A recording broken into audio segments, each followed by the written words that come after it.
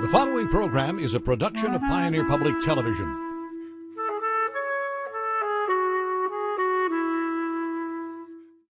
Major support for Compass is provided by the ongoing support of the Leo P. Flynn Estate of Millbank, South Dakota.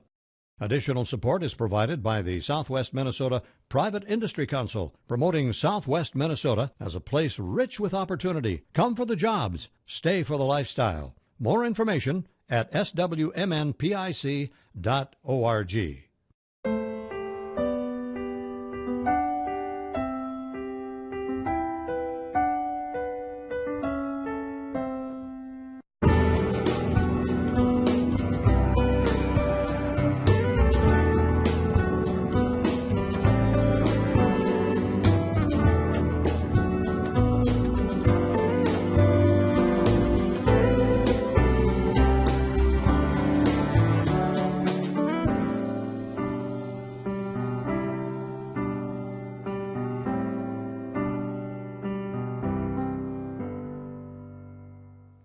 Hello and welcome to Compass, a production of Pioneer Public Television.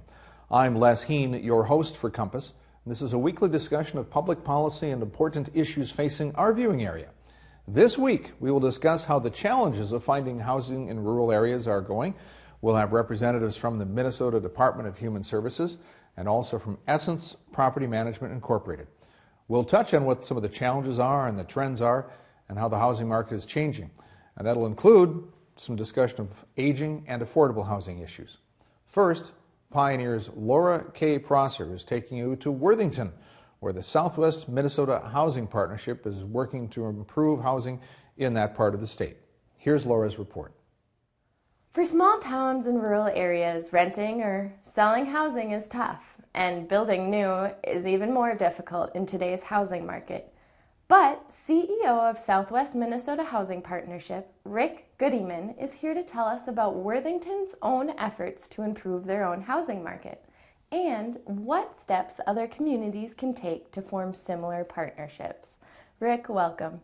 Thank you, Laura. It's a pleasure to be with you today. Rick, why don't you tell us a little bit about your partnership with Worthington?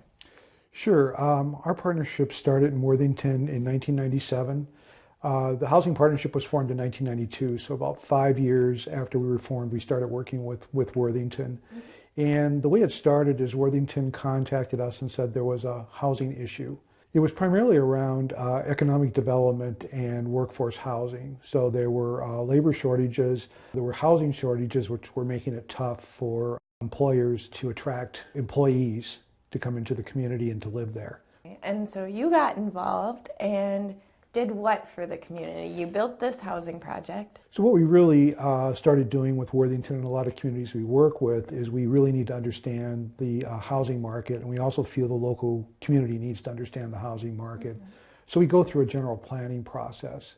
So the first thing we'll do is we'll work with the city to either find the resources or help them commission a housing study. Mm-hmm. And what the housing study does is it identifies all the voids within all the different housing markets, whether it's demographic driven or income driven, and what really are what the issues are behind that. In the case of Worthington, it's a broad-based type of shortage of housing.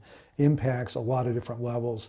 Some of the existing housing is not really suitable for large families that are coming in to take jobs. Other parts of the housing market were older, needed a lot of repairs. And when you have people that are entering the job force and have lower wage jobs, they're unable to both afford a housing payment and make the repairs.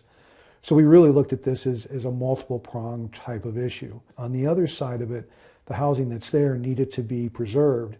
So we looked at different types of strategies to both improve the for sale owner occupied housing in the community, and we did a number of different grants involving federal resources to offer 0% deferred loans to individuals who wanted to repair their homes. We also brought in money to both acquire and rehab existing rental housing. So the project here is Viking Terrace.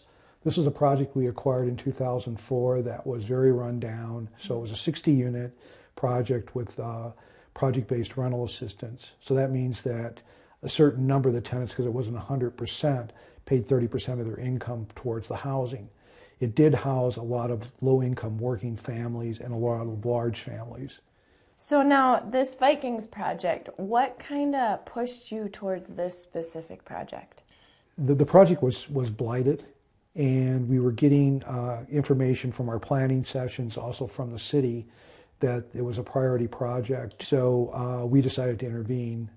So we talked to the owner, we acquired the property, and then we put all the investment in it. Now, most people, and speaking as a renter myself, I'd be worried, how is this affordable? Affordability is really right now being driven by subsidies that we get from the federal, state, and local sources, as well as our own resources that we can put into the project. So in the case of Viking Terrace or Grand Terrace, which is our new project that's under construction in Worthington, that's relying on low-income housing tax credits. Low-income housing tax credits are allocated from the federal government to the state government. The state government does an RFP process. We apply for those funds, and we may or may not receive an allocation of credits, but when we do receive an allocation of tax credits, we then transfer those to investors who come in as limited partners in the project. Okay. They pay a certain amount for those tax credits, and that comes in as equity into the property, meaning that it does not have any payment, it's non-amortizing, and it just comes in to reduce the cost of development by bringing in this equity into the project, which means that our rents are lower because we have less debt that we have to amortize and pay back. So in the case of Grand Terrace, it's a 48-unit development, large units. It'll have a community space. It's being constructed across from where the old mall was. So it will be an integrated type of a project, working closely with the city and also with JBS, who is the largest employer in the community that has provided a lot of assistance, particularly financial assistance, in all of the developments we've done in Worthington since 2000, which is a lot of different development, both rental, preservation, and for sale housing. Now, for other communities that are looking to maybe form a similar partnership like Worthington has with you guys, what would you recommend for them to start with? It really starts with understanding yourself. So understand what your needs are, understand what potential growth scenarios are for job growth, understand your transportation corridors, understand what you have to work with, and then forming within the community itself really an understanding of where you want to go. What is the vision? What do you want to do? What are your opportunities? And what are the challenges?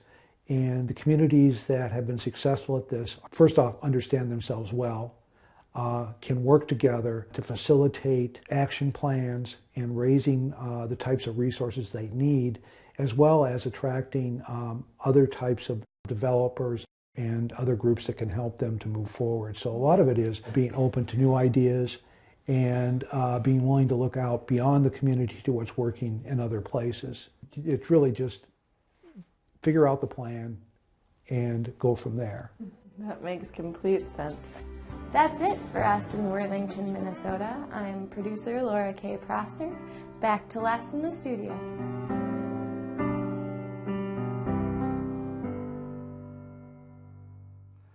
And with us now to talk about the issues in housing across Minnesota, we have with us Lorraine Natterud, and Lorraine is the Director of Aging Transformations for the Minnesota Department of Human Services.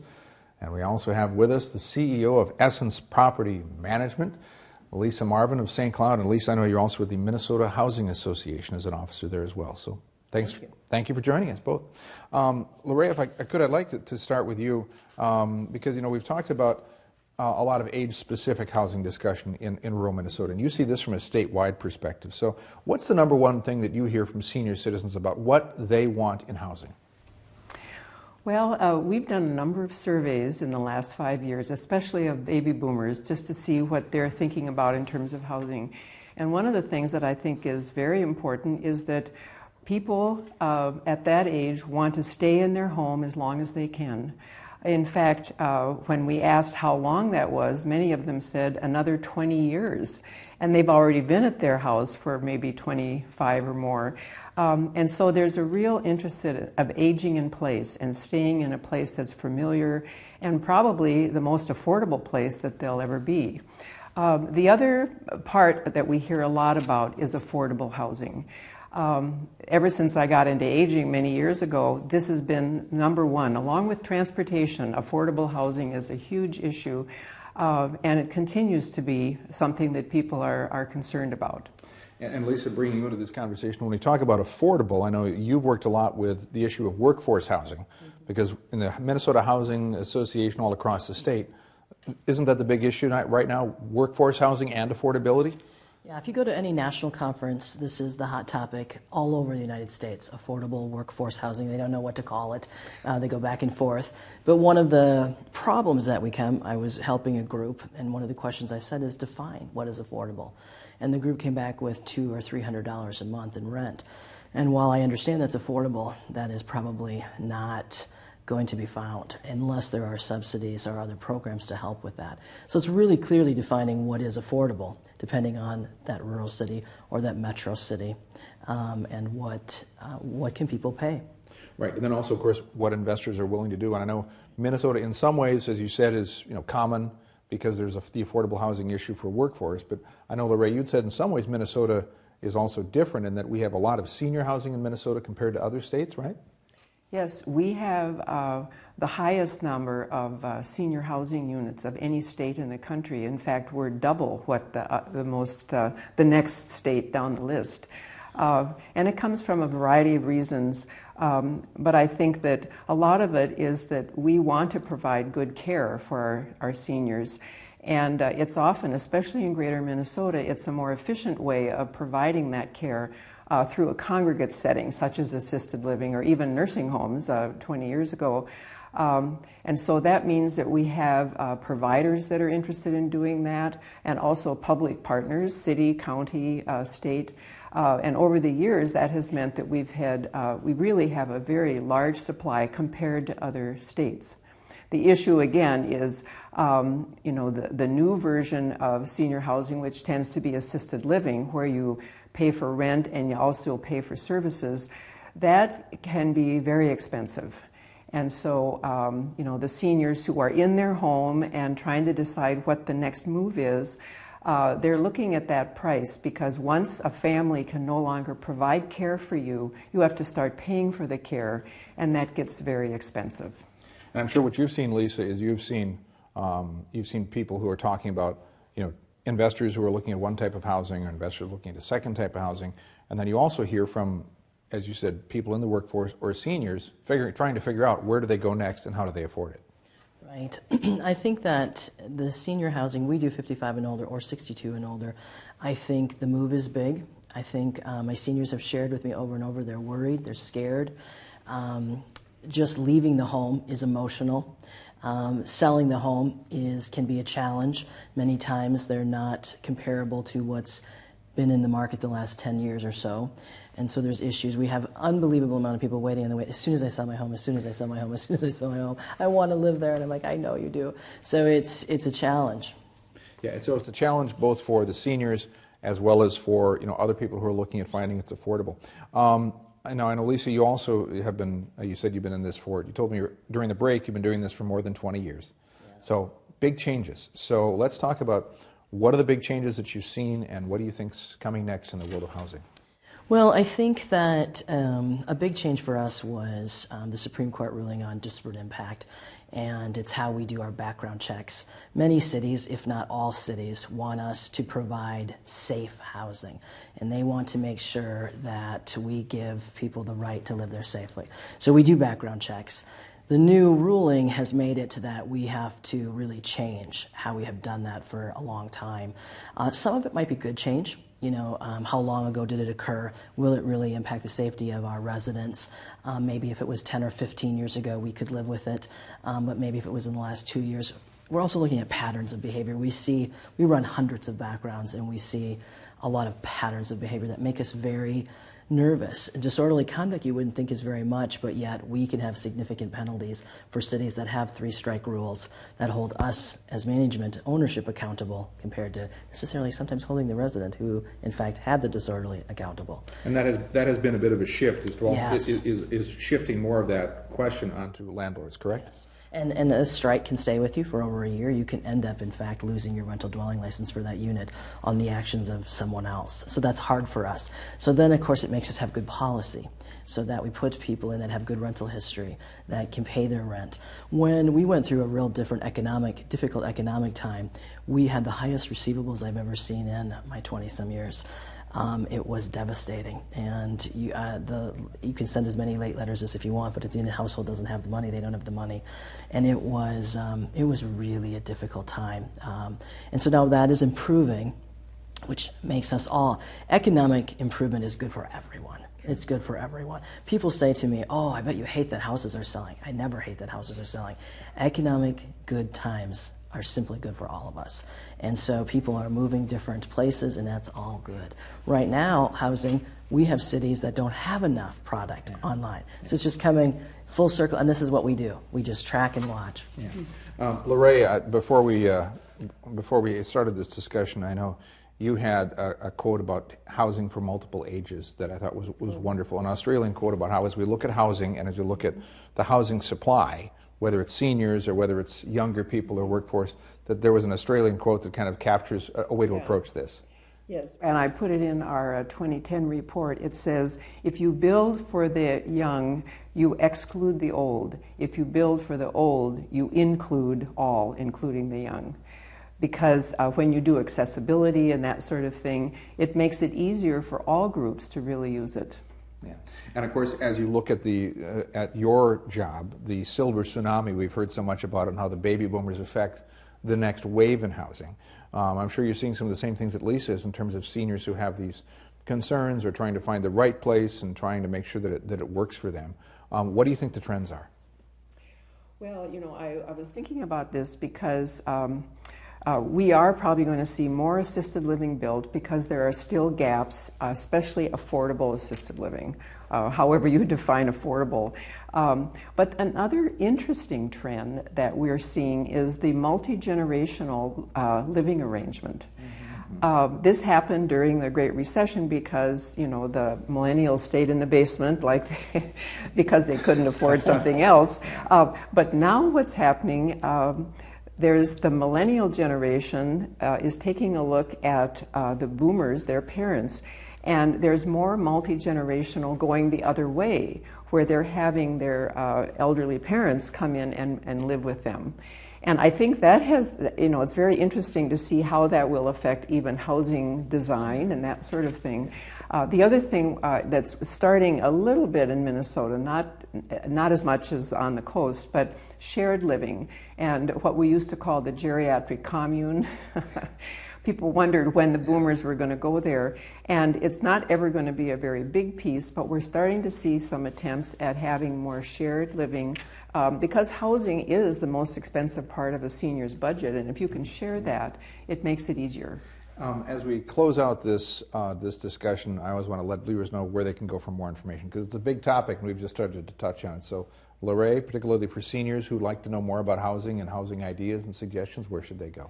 Well, they can go to the Senior Linkage Line and just Google that and you'll be able to find the telephone number. The Minnesota Housing Finance Agency also has some really good reports on senior housing. Okay, Lisa, your advice? Well, I would tell them to try Housing Link. That will give all types of housing, so not only just our seniors, our families, our individuals, our professionals, and then your local real estate brokers and salespeople also really have a pulse and probably can help. Okay. Good advice, and I'm sorry we're out of time. So Lisa Marvin and Lorraine Atterwood, thank you for joining us on Compass. And that's it for this week on our discussion of housing in rural areas.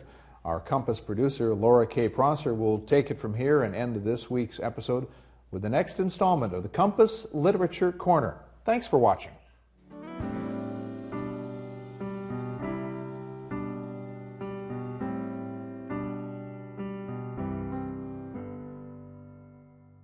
This week, we are taking the Compass Literature Corner on the road to Minneapolis and St. Paul, Minnesota. As usual, we will be talking to local authors and writers who have had an impact on this region, or whom this region has had an impact on. This week, we have a man who has lived a life among giants, but always seems to find the humanity among them. While he's not a Minnesota native, he is responsible for making Bird Island famous with his peekaboo style of meteorology and has called Minnesota home for 38 of his 79 years. Ladies and gentlemen, I'm proud to be introducing Barry Zavan, the Weatherman. Barry, welcome. Oh, thanks for that wonderful introduction.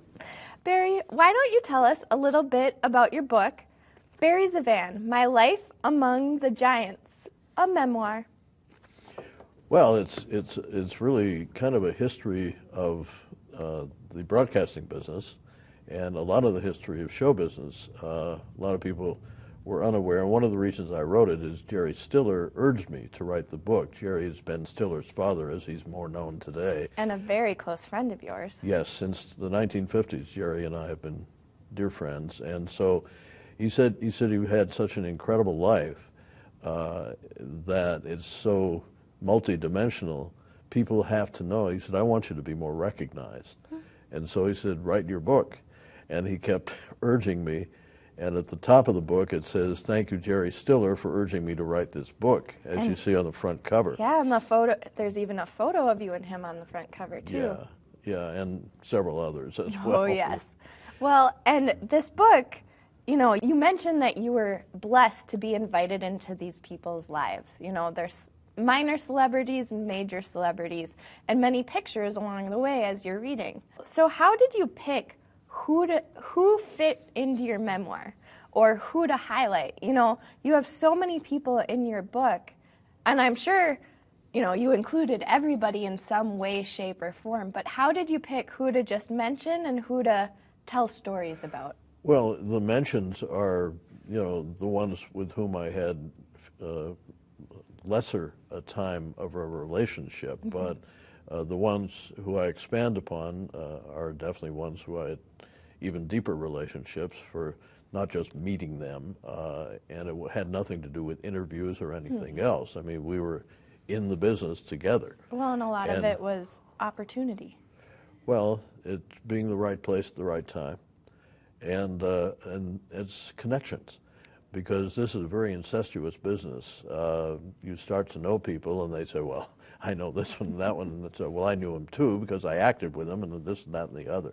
And I did start out as an actor, and I wanted to be an actor, but the story in the book about why I became a meteorologist instead and used any talent that I may have had in regard to communicating with people to transfer it to doing it on the weather and having some fun with it. And of course, when there were bad weather days, I didn't have any fun with it.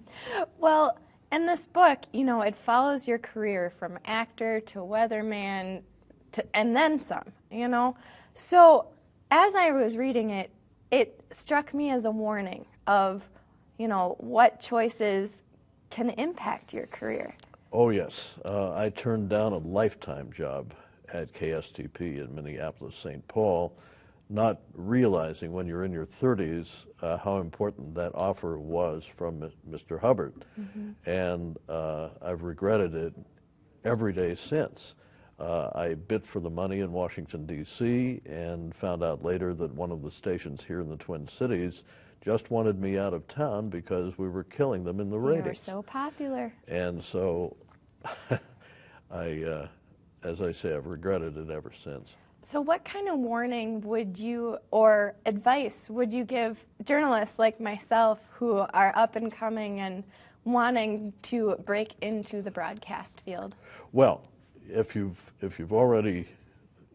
already in the field, the best advice I ever got was from a former KSTP TV news director who wound up in Washington, D.C. herself with her husband, Jack, who was bureau chief for the L.A. Times. And she told me, she said, Barry, whenever you're happy somewhere, stay there. That's great Period. advice. Whenever you're happy somewhere, stay there. Because you don't realize the safety net that might not be there in the future. And if you can find something that you're happy doing, and they're going to continue to have you do it, do it as long as you can. Yep. Yeah. So now when writing a memoir, it's a huge undertaking. Tell us a little bit about that. You know, what kind of surprises did you come across? What kind of struggles when writing a memoir? There were no surprises for me and no struggles because I have what they call an eidetic memory. Ooh. I remember what I had for lunch in February the 10th of 1948, and it drives me crazy, actually. But everything had such an impact and was so embedded in my mind that it was not difficult. I would look at the particular year or the month or whatever, or the thing that brought me to a certain place, and I recalled everything that happened. And as it indicates in the book, I was on 14 stations in 14 states and the District of Columbia over a long period of time. Yeah, and the same for pre-broadcast days when I was acting in New York. And so it just, it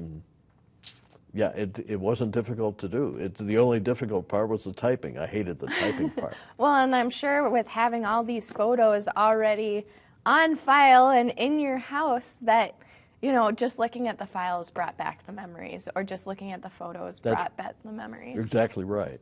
What would you say to people when it comes to seizing the moment and striking up a conversation with maybe people you didn't think would want to talk to you? Great question. Great question. I used to have that trepidation frequently, and I think not opening my mouth resulted in not getting farther ahead at an earlier time. I always wanted to be polite. My mother taught me politeness, perhaps too much. And if you're hesitant and you keep your light under a bushel, as they say sometimes, that's not going to work, because people won't know. But of course, you don't want to be arrogant or belligerent or anything of that nature. It's great to be humbled, just don't be too humble. That's exactly right. You just said it. Well, so aside from Jerry Stiller, who is your favorite person you have met and wrote about in your book? Well, not only met, but had a fabulous relationship. Robert Goulet, the singer. And Bobby was wonderful. He took me under his wing. He actually suggested coming on my weather show to have some fun with me in Las Vegas. And Carol Lawrence, his wife at the time, urged him to do that. She said, "We love you," and so forth. Well, it started this parade of all these people on the Strip coming on my weather show. One day I had Red Fox and Juliet Prowse on the same show, and you can actually see that clip on the internet these days. And the Las Vegas Review-Journal said Barry had more stars on his weather show this week than Ed Sullivan. Oh, yeah. And it was true. I mean, I got to know Jack Benny, and I mean, the names are continuous. For our viewers who want to pick up your book, where can they find them? On Amazon.com. That it? That's it. Wonderful. So, if you want to pick up Barry Zavan's book, My Life Among the Giants, a memoir, check it out on Amazon. That's it for us in the Literature Corner. Please tune in next week for more people, places, and issues facing our viewing area. I'm Pioneer's Laura K. Prosser, and may your compass always point you in the direction of a good book.